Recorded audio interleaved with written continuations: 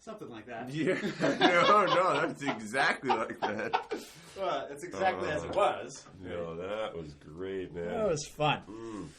That's the Shebang Shemore, right? We played that at one point during these podcasts. Yeah, a guitar. I mean, we didn't play it. Yeah, it was YouTube played it. Yeah, but this was, I was the only person, other than your family upstairs, the only person to hear that live. And it was so much better live. Not that it was bad recorded.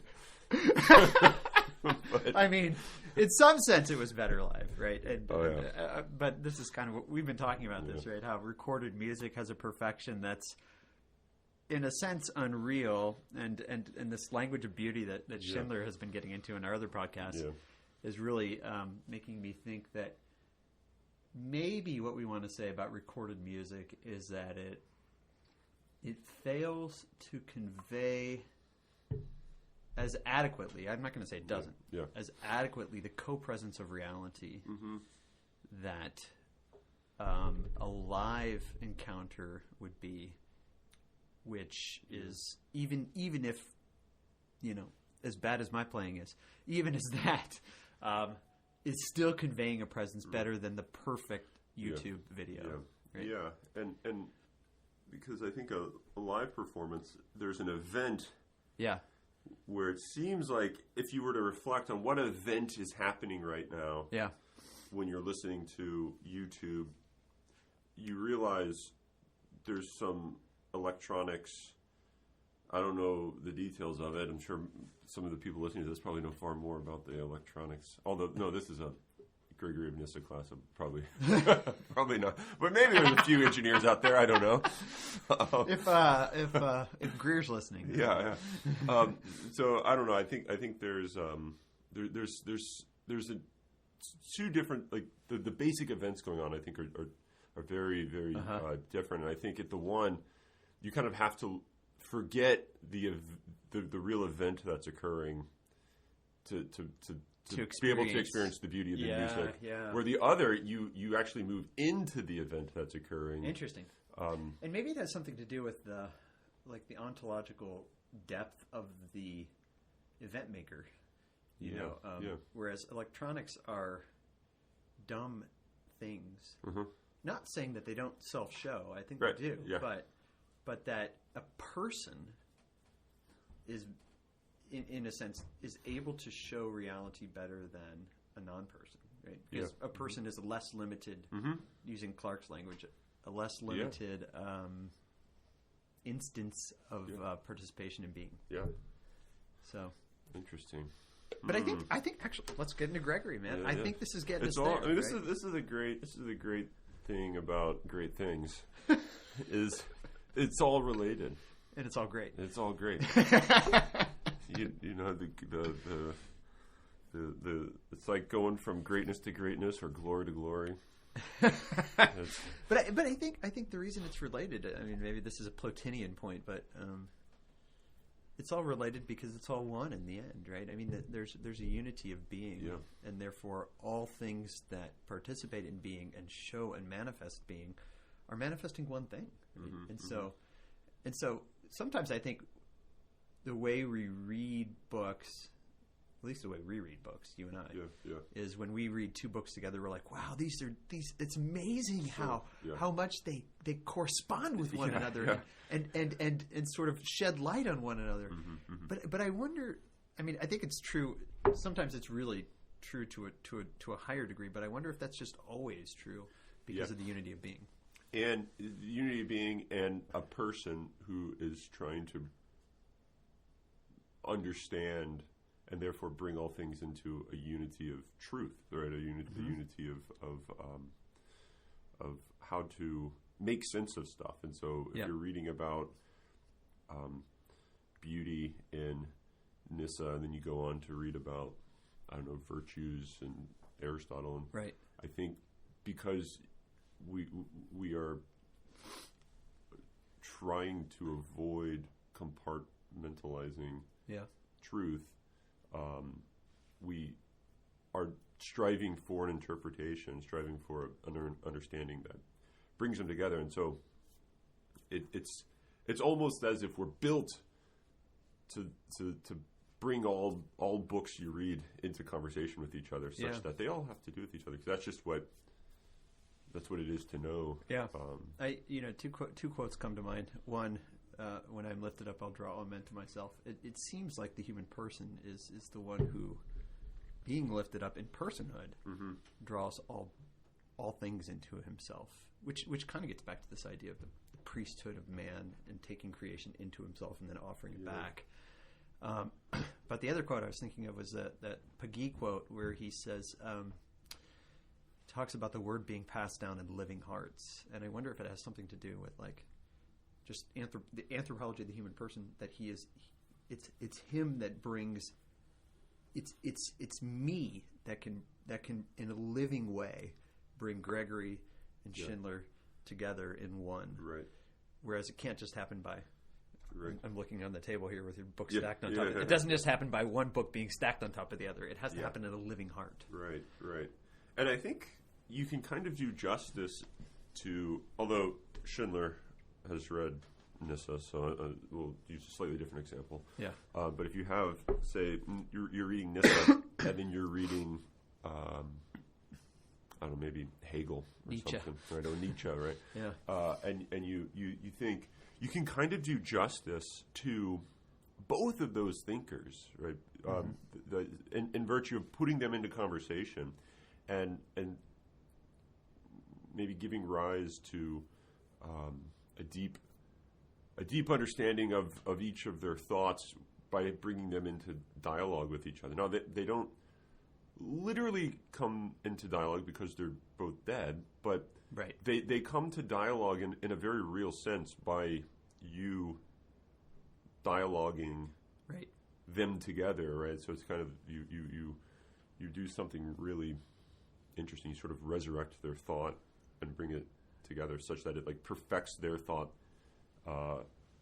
in this way. And I think that's maybe something really profoundly good about the human person, is that we're capable of doing that.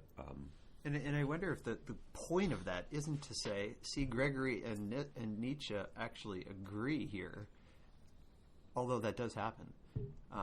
But the point seems to be that you become the living sort of coincidence of them, if we want to put it that way, right? So that what Nyssa said and what Nietzsche said become incarnate in a new way, in dialogue, in your very being, right? In the way that you exist. That's just so Plato.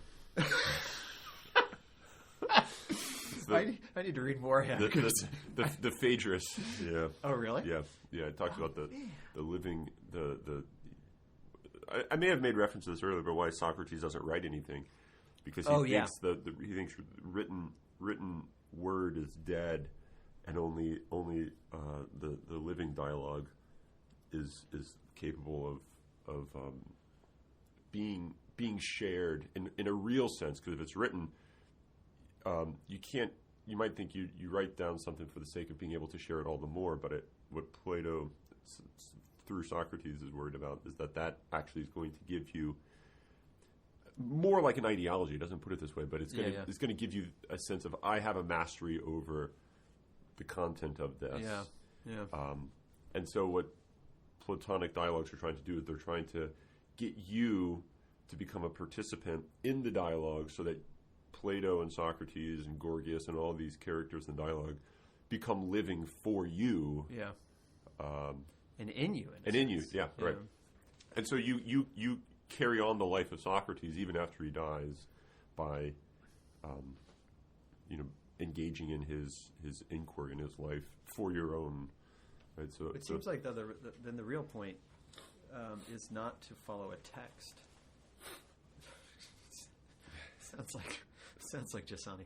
Yeah. Not to follow a text, but to follow a person. But it sounds like Nyssa too, right? I mean, Nyssa says you must find the person that you will follow, right? Yeah. And the backside of God from Moses, but also going all the way back to Macron at the beginning of our class. When he talks about following a living example of this. And example is not a strong enough word. It's like a living presence of this reality, right? And I think that comes up here too, actually. Yeah.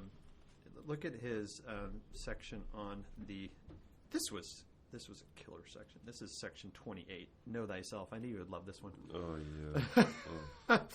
yeah. Starting on page 159. Which and I forgot to bring my scriptures, but I think the translation that we read did not have this translated in this way. Or maybe he's working from the Septuagint and the translation from the RSV is from the Hebrew original. Original, whatever that means. It might not be the original, I don't know. But in this line, Canticle 1:7, if thou knowest not thyself, O fairest among women, go forth and follow after the steps of the flocks and feed thy kids beside the tents of the shepherds. But that line, if thou knowest not thyself, is actually, it doesn't seem to be in there in the RSV version. It says something like, if you don't know where to go, or something like that. But it doesn't say it like the Oracle of Delphi. But I think, I mean, who knows which is the more accurate one? I mean, sometimes people are in a sort of a Lutheran way, say, well, if it's Hebrew, then it's right. And it's not always true, actually, in scriptural interpretation. The Septuagint might have been better. And in fact, the Vulgate, sometimes people say, Jerome had access to earlier manuscripts that we don't have anymore. And so his translations of things where it's like off is maybe not off.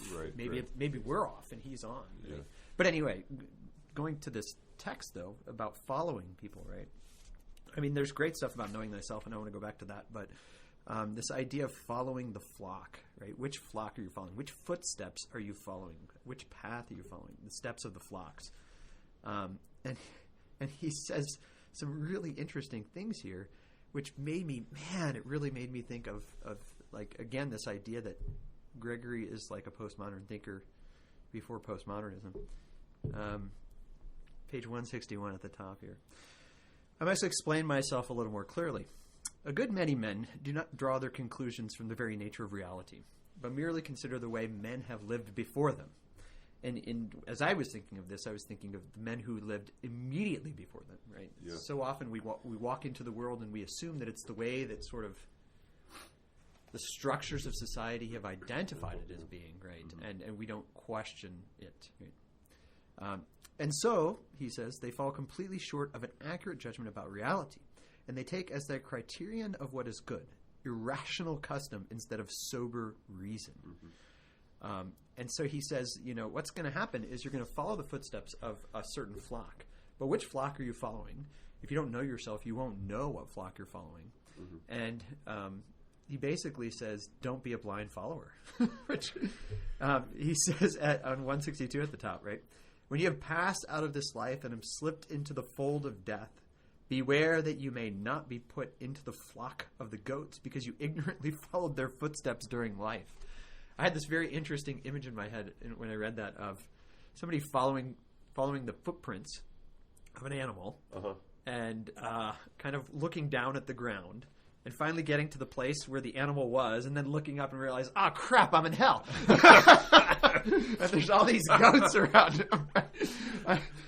Must have made a wrong turn somewhere. No, just he was following the wrong place, but he wasn't looking around himself at reality. And it's interesting how he says, bottom of 160, right? We learn from the counsel offered by the friends of the bridegroom that we must closely study the very nature of reality. There's this sort of emphasis on reality and reason and the footprints, not of those who have gone before us as a blind follower, but trying to find where it is that the flocks of the shepherd feed, right? That's what you're looking for. But the only way that you can do that is by knowing reality and, in a real sense, knowing yourself, right? You being the most important reality to yourself in a non-selfish kind of way. Right? Yeah. So as you were speaking, I was trying to. So I teach this letter of Seneca when I do ethics, and I hope some of these students of yours that I've had in ethics picked up on this. This is almost a direct usage of this example. I don't have my books with me because I'm in Dr. Minkevich's basement right now. and your books are just crawling with coronavirus. My books are festering in my office. So I just did like a short little short little Google search, and all I could come up. This is from that letter. I forget exactly what letter it is, but so this is Seneca.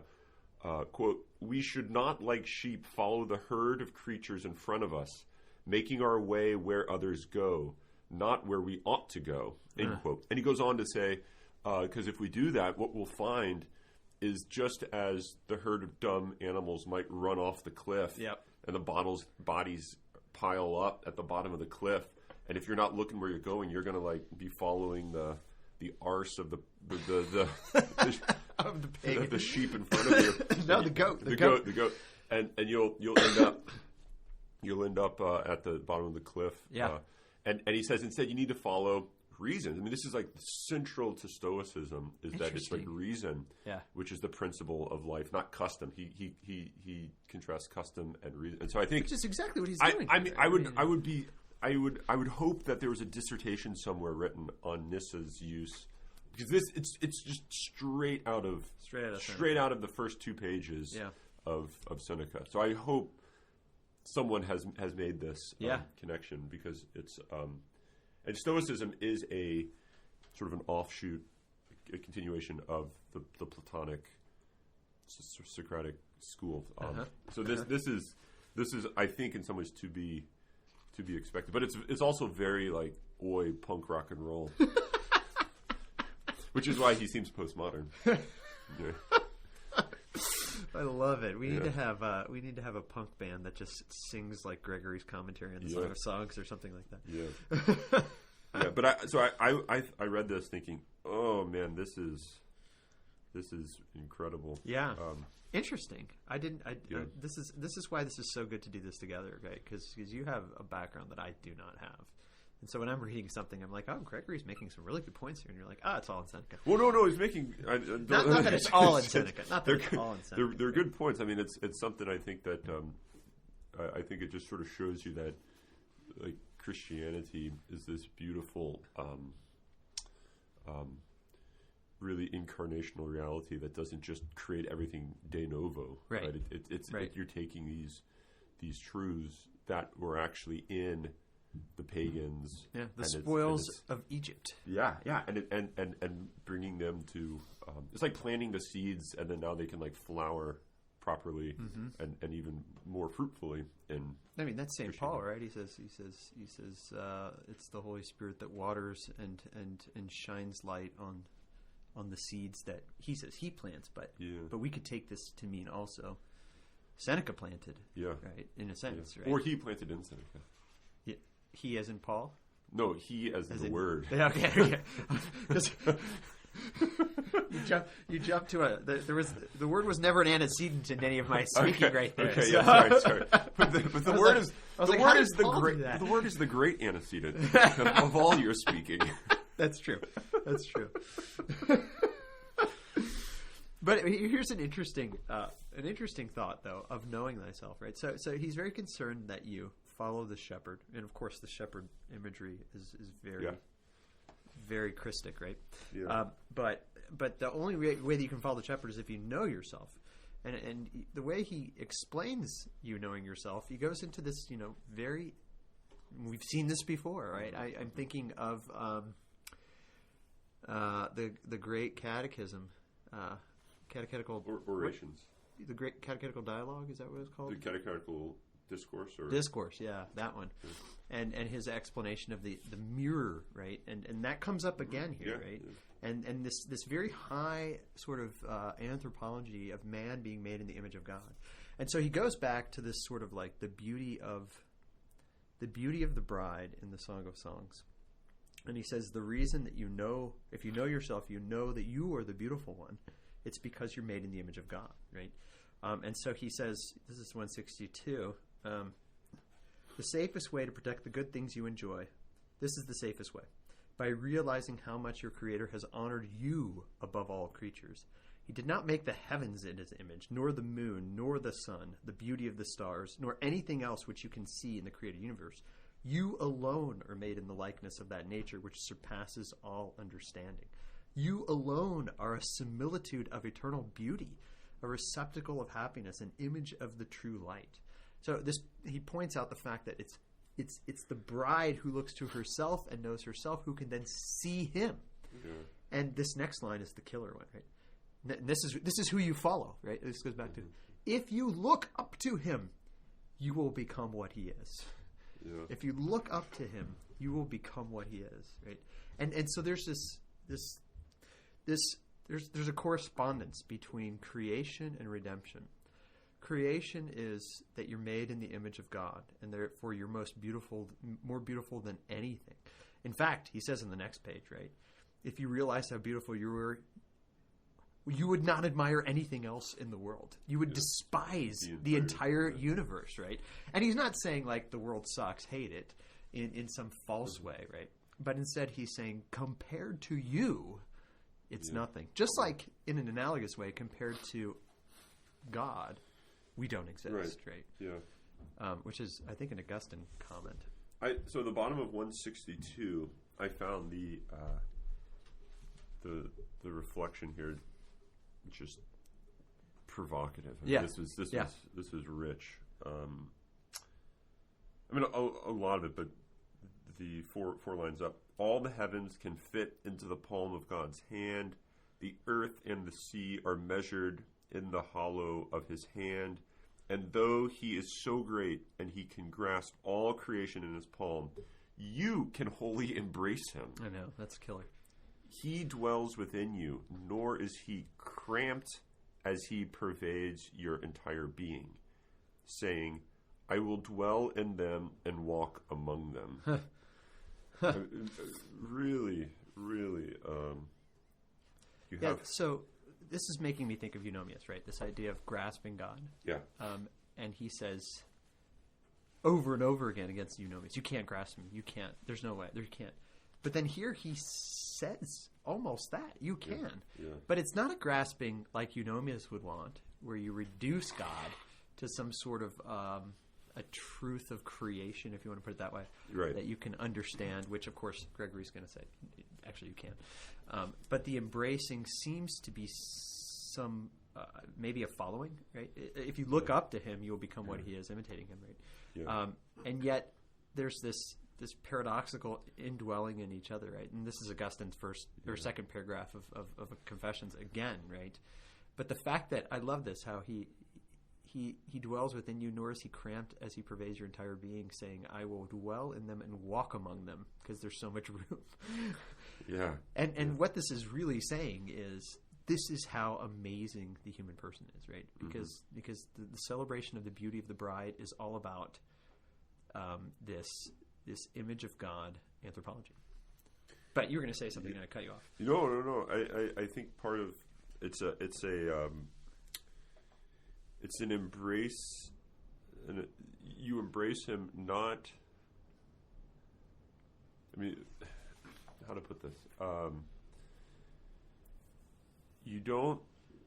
So where Eunomius thinks that you have this comprehension or this grasp of God, which requires you to say hold God at a distance from you cognitively or volitionally or intellectually, what have you. That it's this sort of object that you distance yourself from, so that you can designate the proper characteristics of, or what have you. This is a type of embrace which is in the very depths of your being, so that you can't really know by trying to distance yourself from it, just as you can't fully know yourself by trying to step back from yourself and think about you as a disinterested inquirer, or what have you. So I think what's going on is the way that you come to know God and the way that you come to know yourself is one in which you already are it's not like you really, in some ways, you don't have to go find God. You don't have to go find yourself. It's you, right? I mean, and so I think what's going on is the grasping in the eunomian sense is the one in which it takes something distinct, opposed to you or in contrast to you, that you have to like go and master, go and discover and conquer. Yeah. And I think what this is suggesting is no, God's much more intimate than that, and so it becomes this way of knowing which is rooted simply in just being, so that you can't and this maybe is also why man is himself a mystery, and why man is in the image of God, because he can't distance himself from himself to know his own being in the way that we want to treat other things as apart from us. Yeah. But even if we want to concede that actually that's not even possible, which Gregory would say, we have to say, but most especially for yourself, you exactly, can't do that, right? So this is why it seems that, and this is, I'm sure, a Platonic idea, right? If you look to him can you see what you are, right? Only if you're, which is why sort of a secular anthropology, using secular in the terminology of sort of a denial or an idea that we need to look at the base of reality, or what's common amongst us. You can't see me putting quotes on those things, and think that, well, let's get the base and then we'll add God on top. Like that's you've lost the base. Right. You cannot separate the things like that. If you do, then you don't know what you're talking about. And I think that's in a sense what it means to know yourself, right? In this way that he's talking about. But he has this this other point that he makes about knowing yourself in the next Dana Lewin nugget, the odor of spikenard, right? Where he comments on Songs 1:11. My spikenard sent forth the odor of him, right? And of course, when I read it in the Song of Songs, I didn't think, oh wow, it's the odor of him that it's sending forth. And I'm like, right. Of course, I just kept reading, right? Yeah, because I wasn't reading Scripture as you should, as Gregory is teaching me here, right? But there's this very interesting co-presence. I'm going to use Schindler's language here. Co-presence of the Word and in man, right? Where the way that I know him is by knowing myself and knowing others. He talks about at the top, or more at the top of this page, 164. In this text, I think the Word teaches us that by his very nature, he transcends the entire order and structure of the created universe. That he's inaccessible, intangible, and incomprehensible. But in his stead, we have this perfume within us, distilled from the perfection of our virtues. And this imitates in its purity his essential incorruptibility. In its goodness, his goodness. In its immortality, his immortality. In its stability, his immutability. And in all the virtues we possess, we represent his true virtue, which, as the prophet Habakkuk says, covers all the heavens. So the reason that the spikenard sent forth, my spikenard, sends forth the odor of him, is because of this language of the mirror again, right? That in that next paragraph he says, even then he would not be able to look steadily upon the word of God, even if he was perfected, no more than he could the sun. But he can look upon the sun within himself as in a mirror. For all perfect virtue of God sends forth rays of sinlessness to illuminate the lives of those who are pure, and these rays make the invisible visible and allow us to comprehend the inaccessible. So there's this very interesting, and what was coming to my mind as I was reading this was the materiality of man and his own sensory. Like I'm not an angel that just thinks stuff, but I perceive things sensorily. It seems to be that man, by his perception of the sensory, is able to know, not just know God in a sense by abstraction almost, but to see him really, and most especially in the human person. But there's this knowledge and this unity with the Word that takes place in my own mirroring of him. Yeah. So that it's like, well, how he puts it, right? You can look at the sun through a mirror in a sense, but not. Although that's kind of hard to do too. Yeah, don't recommend it. Don't recommend it. Yeah, don't try this at home, kids. but there's this idea that it's me that becomes him, right? Which he uses that language, right? Right. If you look to him, you will become what he is. It's me that becomes him, and therefore I am able to see him and know him in myself. Yeah. Yeah, and I mean, you don't have to say anything. No. Just interested in your thoughts on that. Yeah, no, I that's hard to comment on. Well, the next page is really interesting too. How he talks about Paul. I had something just interesting about at the very beginning of this. You were saying, "What is spikenard?" First of all, right? And I like the little. I was getting ready to look it up, so I'm like, I'm an ignorant fool. I don't know what spikenard is. So I was getting ready to look it up, but I thought, maybe context will make it clear. And yeah, more or less, it kind of more or less made it clear. So gets its name from one of the fragrant herbs that are compounded in it. It is the result of many different perfumes coalescing into a single fragrance. And this is the sweet scent which the bridegroom perceives with pure senses.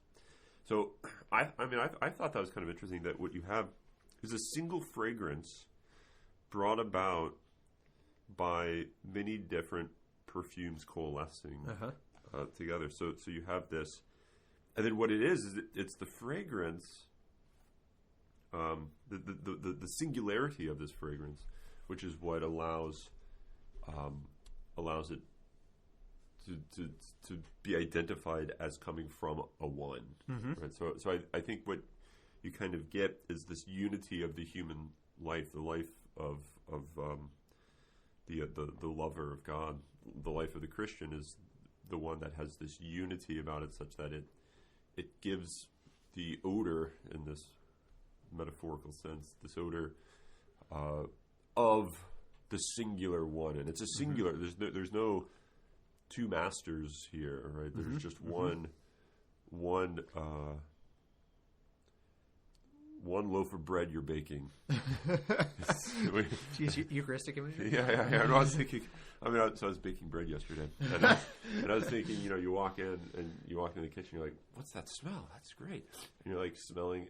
And if you're smelling brownies and sourdough bread and all the, you might be sort of being pulled in different directions, right? But there's just one smell in the kitchen, right? There's one attractive fragrance, right? And I think something about the singularity of all these different perfumes coming together, that is all these different virtues coming together, such that it's not that the virtue of justice has its own end, or the virtue of prudence has its own end, or the virtue of charity has its own end. It's that they're all truly oriented, and they direct you and the person that sees the virtuous person sees their life as oriented towards a single final end. So I don't know. I found the many perfumes being brought to a single fragrance as an interesting image of the many virtues being brought to a single end. Which goes all the way back to Gregory's On Virginity, right? Where he has this big explanation at the beginning. You remember, all the virtues are really just. Yeah. Like you can't have can't have one without the others. They're all united in such a way, and in some sense, he says the unity is all in love. Yeah. Right. And here's a I know you're kind of interested in evangelization stuff. I was about to talk about that too. Okay, because I thought it was interesting that the fragrance. So it seems like all that's needed in order to attract is that you bring the unity of these different perfumes together, right? So it has to do more with living a unified life than it does with having to like add something extra to that life. So that it's not like you have all these perfumes, and in order for them to be properly oriented towards the one beloved, you have to add a third special oil. Orientation oil. Orientation oil. No, but rather it's simply the coalescing of all of them into a single fragrance. So I think that's an interesting analogy. That what is it that's attractive about a Christian life that maybe is what inspired you to become, or want to become a holier person. It was the unity of their life for a single purpose, such that everything they do throughout their life bears the mark of the same thing, whether it's them cutting the grass or building a chicken coop. It's coming along. Yeah, it's looking great. But it's that all of it is ultimately it has the fragrance. It has the same fragrance, right?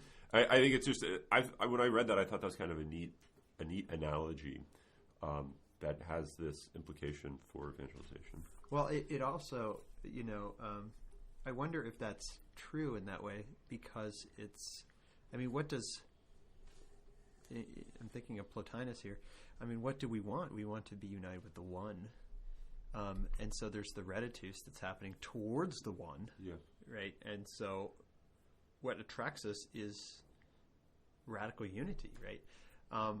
But also in a Trinitarian sense, right? The many perfumes coalescing into a single fragrance it's not like, he's not saying they become one perfume. He's saying they become one fragrance. So there seems to be some sort of Trinitarian analogy you could make with that and say, just as there are many perfumes in one fragrance, or that there are many members in one body, right? The unity does not destroy the distinction, right. But actually, in a sense, makes it more distinct. I don't know how to put that right. Yeah, and in some ways you wouldn't have as perfect a unity if you didn't have each of those parts. Which is, I think, what the revelation of the Trinity is saying, right? If the one actually is a three, then perfect unity cannot be just a one. Yeah. It's just not a unity. It's maybe just not a unity. Yeah. Oneness is not a unity in and of itself. It has to be, as Ratzinger would say, a multi-unity. Yeah. Right? Yeah. But because, to use Norris Clark's terminology, to be one is to be for another. That's Ratzinger's terminology too. Plato to me is Ratzinger. That's how it's becoming, isn't it? But back to the evangelization point. He actually makes this point in an interesting way on page 165 when he says that Paul is a bride. And ultimately, Paul is an example of, I think, of all those united to Christ are the bride. Right? Paul is the bride because he is the good odor of Christ, as he says in 2 Corinthians. He inhaled the fragrance of that inaccessible and transcendent grace, offering himself to others as a kind of incense for them to partake of, according to their ability. And he became a fragrance which, according to each one's disposition, could bring them life or bring them death. Now, this is the Aslan. Yeah. Aslan at the end of Narnia, the last battle. Yeah. Right? And everybody looks on his face. You've got to look into his face. You got to look into the same face. This is Bernard of Clairvaux makes this point somewhere. Maybe in his something on love. I forget what it's called now. But he makes a point that it's the same face that everyone looks into, but some see judgment, maybe some see life. Commentary on the Song of Songs? I don't think it is. No, I don't think it is. I think it's his explanation of something on love. I used to read it in my spiritual theology class, and I can't remember. He quotes 2 Corinthians 2:15 at the bottom here, right? We are a good odor of Christ in them that are saved and in them that perish. So going back to this idea that you become this odor united with Christ, it seems to be you become a walking judgment of the world because of your transformation into him. Yeah. So that, and if we think about it in an evangelization kind of way, right?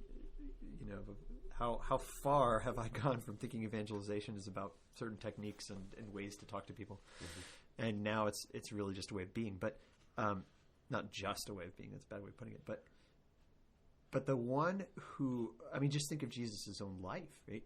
The one who is the Word. To those who have eyes to see, in a Gregory sense, are going to follow him. Right? He goes to the sons of Zebedee, come follow me, and they drop their nets. Don't even say, see you, Dad. Yeah. they run after it. And yet, the others who see him do not follow him, but seek to destroy him, because he's a judgment on them.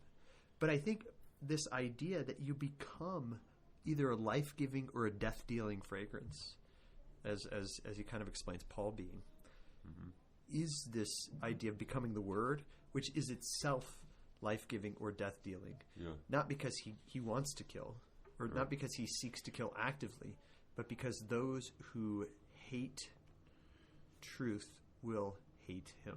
Right? This is what he says himself, right? Yeah. If the world hated me, they'll hate you. Yeah. And it's because of this unity, this unity to the point of identity, I think. And it's interesting. It's the more, the better one becomes, the more fragrant one's life becomes to one who doesn't want it. The more adverse they become to it. Right. The more annoying the odor. Yeah. The odor is. Yeah. So that it's not something that happens. It's got to be received well. Put it that way. Right. Because the one who does the dark deeds wants them to remain in the dark, and the person, using a different analogy of light, right, becomes a light that shines in the darkness. So when the light shows up, you hate it and you flee from it, so that your dark deeds can remain dark. Like Gollum. It's Gollum. It is Gollum. He goes down to the mountain, to the bottom of the misty mountains, so that he can remain hidden, and he doesn't like the light. It's like Dracula. Yeah. No, it really. Yeah. You got to read the book Dracula, by the way. It's really. I read it last summer, and it's shockingly Catholic. Who's that? Yeah. Who's that? Bram Stoker. Yeah. But it's an old book. Yeah. But it's very interesting how the darkness seeks the darkness and flees. Who's the guy that does the Catholic literature stuff? Joseph Pierce. I think he wrote a thing on Dracula. On Dracula. Oh, I'd like to read that. And it was basically the Catholic themes. Yeah. It's in many ways the only way they're able to do anything against Dracula whatsoever is because of the Eucharist. Yeah. Yep. Which is very interesting given the fact that we don't have the Eucharist. Yeah. And that's not how it's portrayed on Halloween either. Dracula. Yeah, no, it should be, right? It should be. Yeah. But just the way he puts it, it's right, it's just straight, like thesis right here in hand, middle of 165. The same perfume will have different effects, right? On the pigeon and the scarab, I couldn't figure out where the pigeon and scarab were coming from. Yeah, I don't know. And I'm surprised there wasn't a footnote. And if it's from Scripture, I apologize. It demonstrates my ignorance of Scripture. Yeah. It goes back to that idea, the Aslan idea, or Bernard of Clairvaux's point, right? Yeah. Can I bring up something else here, though? Yeah. So, back to his the second nugget here, the mystical marriage. Divinization comes back up here, but the way that it comes up here, I mean, I'm sure, Dr. Jager, that you were freaking out in excitement here. Page 154, right? Let me just read a little. Does it start with 4? Well, I'm going to read this paragraph here. I'm going to read this paragraph, this bottom paragraph. Okay. Is it after that or before that? There's stuff before that I liked, but yeah. Hold on, let's do this first. Okay. So, but one thing at least the sacred text should teach us, by way of preamble, that those who are to be initiated into the secret mysteries of this book must no longer be mere men. Okay, so he's trying to make a commentary. This is obviously at the beginning of his commentary on the Song of Songs. He's still in chapter 2 or chapter 1 or something. Yeah, I don't know of the song. I don't know, but he's sermon 1. Okay, yeah. So he's trying to give, like, in a sense, he's giving a defense for the Song of Songs because it is, as we talked about when we read it, amazingly erotic, right? The way Dr. Richards put it to me just like a couple days ago was Protestants are all about literalism, fundamental, literal, until they get to the Song of Songs. Yeah, exactly. But so he's trying to sort of make a defense of this, and one of the interesting things he says about it is the paradoxical, and this is what you were maybe pointing at, right? The paradoxical nature of the words that seem to suggest passion, but offers us in the midst of those same words instructions on purity, right? But he says, but in order to really understand this book, you have to be no longer mere men. Rather, they must be substantially transformed. I mean. Yeah. I'm sure he's using words here that he's learning from his philosophy classes. His Greek philosophy 101. Yeah, exactly. They must be substantially transformed by Christ's word into something divine. I mean, I don't know how much more serious about divinization you can get than say substantially transformed into something divine. And the word bore witness to this when he told his disciples that they were now more than mere men. Yeah. I was like, when did he tell him that? Yeah. And then this came up. Yeah, and I knew you'd freak out about this, right? Yeah. For they had been separated from men by that distinction which he himself had proposed. And of course. And you're thinking, what distinction? What? I know. In their presence, who do men say that I am? But who do you say that I am? I mean, that's okay. So we've talked about this passage a lot, right? You basically, I don't remember if it was our paper we wrote together, or the one that you wrote, that was based in that. Right? Yeah. No, well, this was the paper that I gave to. To the ACPA with Gorman and Tim Paul. Yeah, that's right. That's right. But we talked about this a lot. Yeah, right? yeah. But not in this. Not with this point, which is amazing that you can have the same two sentences that was like the basis of your idea, and this point didn't come up between us, right? Yeah. But Gregory brings it out. Who do men say that I am? But who do you say that I am? Basically saying, you guys just aren't men anymore. Yeah, right? Yeah. And that's not saying you're not weaklings. You're weaklings now. You're not men, but you're what's the term, right? Whips. Are we men or are we? I don't remember what that mouses. Mouses. I don't know. Something like that, right? Yeah. So that's not what he's saying, right? But it's the other way around, right? You've become more than men.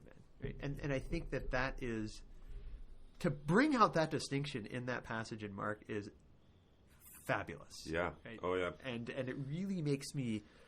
I mean, it sheds light on a lot of the stuff we were just talking about with the divine image, right? Imago Dei, and the fact that the bride is the beautiful one because she is the reflection and the odor of Him. But at the same time, it points to this idea of that you cannot understand the Word unless you have been divinized. Yeah. You can't see Him unless you've been cured, healed of blindness, right? Right. But that healing of blindness is just divinization. And then continue on in Mark, although I mean it's not here, but after Christ asks the apostles this question, Peter says, "You are the Christ, the Son of Man." Yada yada. And what you get is Jesus saying, something along the lines of, it was my Father that has revealed it to you. Flesh and blood has not revealed this to you, but my Father. Yeah, in heaven. And you are Peter, and upon this rock, and that's when you get the... Yeah. And so I think what you have is you have this interesting... you become Christic, you become divine, and therefore you can share in a knowledge of divine, right? But the only way in which you can become divine is by following and being receptive of it, right? Receiving the gift of divinization. Whereas the Pharisees and those aren't at all receptive. They're almost loathing the return of the Messiah in a sense, right? I mean, they're like, only if it's under these conditions, right, will we be like excited and happy about a Messiah, right? And maybe not even then, because we kind of like the way things are. Yeah. Right. So I mean, I just thought it was an interesting is in this context, this divinization context, that you also get this knowledge, and you have to be like it, but yet it's got to come from the Father, right? And therefore you have to be in Plotinus's like terminology, open to the way that the one is going to show his presence to you. Yeah. However the heck that's going to be, because it's going to be a shocking surprise. Yeah. And that's the key, right? But I think it's amazing that he identifies them as substantially something divine in this passage when he makes that distinction, which is just I think just fabulous. But can I make a comment about the beginning of this? It's slightly different to the very beginning of the mystical marriage passage on 153. In the art of painting, the material of the different colors fills out the representation of the model. But anyone who looks at the picture that has been completed through the skillful use of color does not stop with the mere contemplation of the colors that have been painted on the tablet. Rather, he looks at the form which the artist has created in color. So it is with the scripture we are discussing. And then he goes on to talk about the colors and the form. And I mean, this.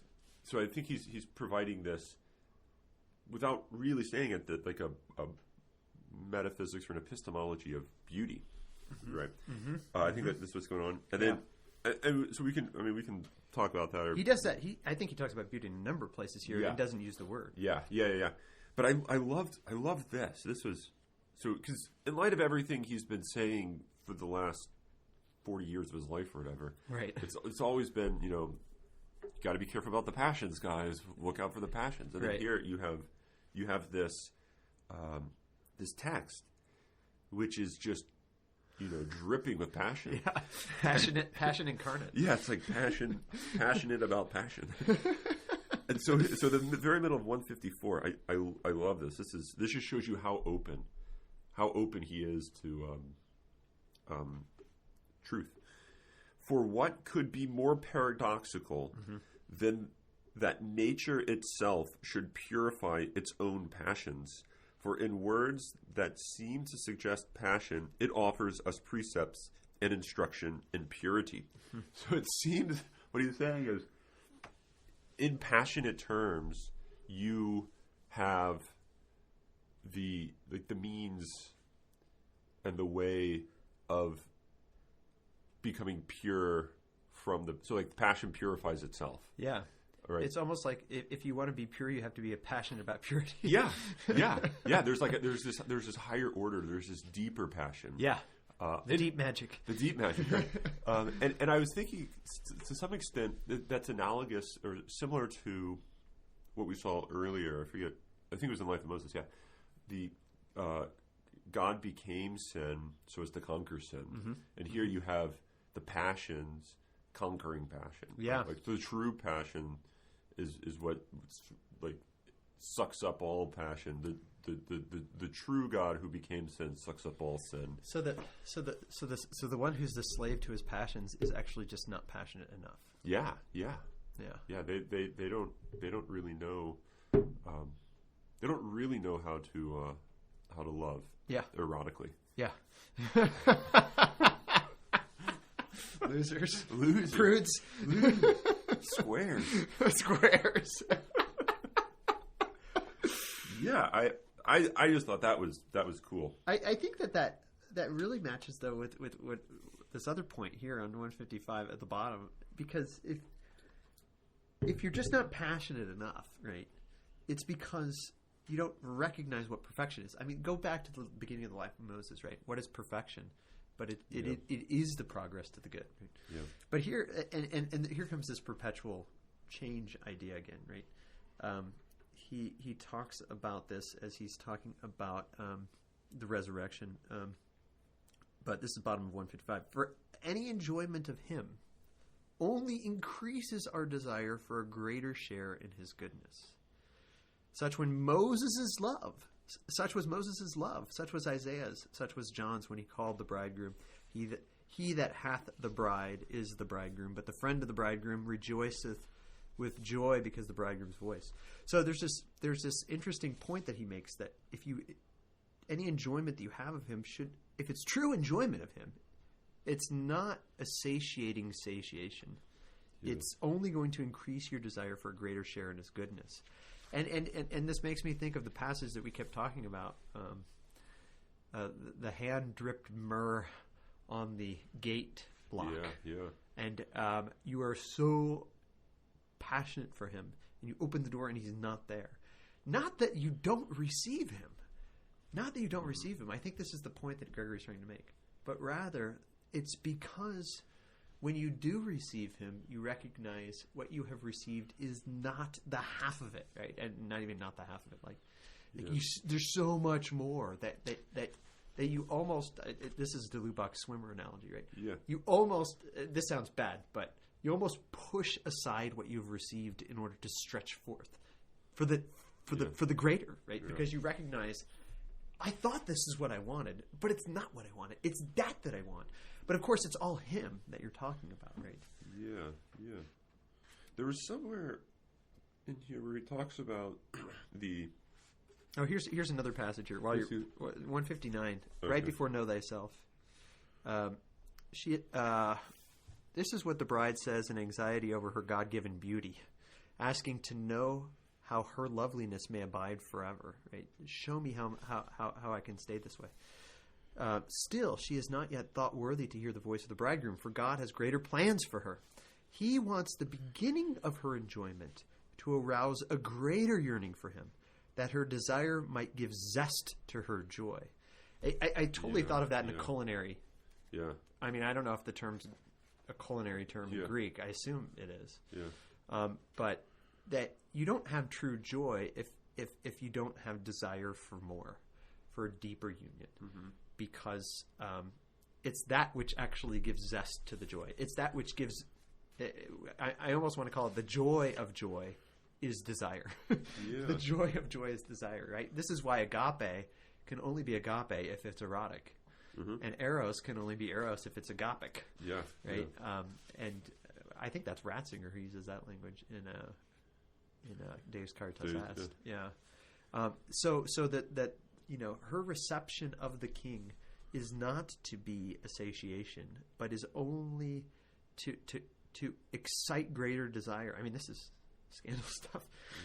Mm-hmm. Her reception of the king is an aphrodisiac for her greater reception of the king. Yeah. Right? Mm-hmm. That's really what he's talking about. Right? Yeah. So you're still searching for something. I'm not going to find it. There was somewhere in here where Gregory mentions... And how? Maybe it was right around where you were reading. And how does this satiate, or how does this satisfy? I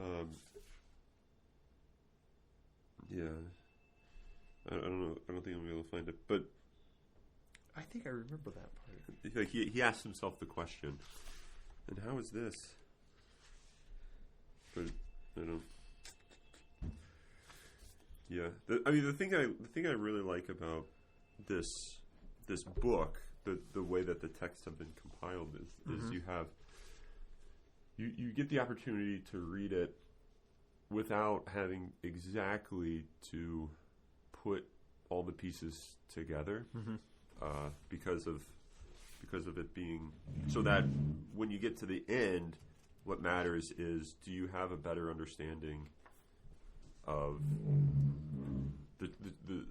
the truth of what was trying to be communicated, right? Rather than knowing this text. Have you read all of his words? Yeah, right. Yeah. So I thought, I'm going to take Danilou's word that he's selecting some juicy nuggets. Yeah, right. And just so it's kind of like little meditation chunks. Yeah, this. Well, 2 points as you keep searching here. First, top of 158. Where dost thou pasture thy sheep, O good shepherd, who carriest all thy flock upon thy shoulders? For the one lamb which thou tookest up is the entire human race, which thou didst raise upon thy shoulders. This is going back to this Solidarność anthropology, as I called it, right? This unity. When you think of the good shepherd going out and finding the lost sheep and then putting it on his shoulders and bringing it back in joy, he says the lamb is the entire human race. Yeah. Right? There's a unity in the human race, and that his resurrection is a salvific for the entire human race. Which, this is why I think we'll see we see this idea of a question of universalism too, right? Because it seems like the Solidarność anthropology points to something like that. But he does mention hell in here. If you remember that part. I don't remember where I told you guys to read to. 173, was that it? 72, I think. No, it should have been 73 because that's where that section ends. Oh. I don't remember. No, I can't find it where he talks about hell. But this other idea of receiving him and still having a desire for more comes about in his explanation of the vineyard and the flowering cluster and the bearing fruit. Yeah. This is in page 168. Yeah. He talks about there's two. This is in the middle. A cluster of grapes gives us pleasure in two ways. First of all, by its blossom, which charms the sense with its fragrance. And secondly, by its fruit, which we can pluck when it is ripe and eat to our heart's content, or when it is made into wine to enjoy at a banquet. We might even say that wine is the third, because there's a further change that has to take place for that to come about, right? Yeah. Now, in our text, the bride asks the flowering cluster to bear fruit, calling the vine blossom cypress. And so he goes into this explanation of Christ, and this goes back to the same idea of the same face that you look upon. Now, Jesus, who was born as a child for us, advances in wisdom and age and grace in different ways in the hearts of those who receive him. He's not the same in everyone, but only according to the measure of those in whom he dwells, adapting himself to the capacity of each one who receives him.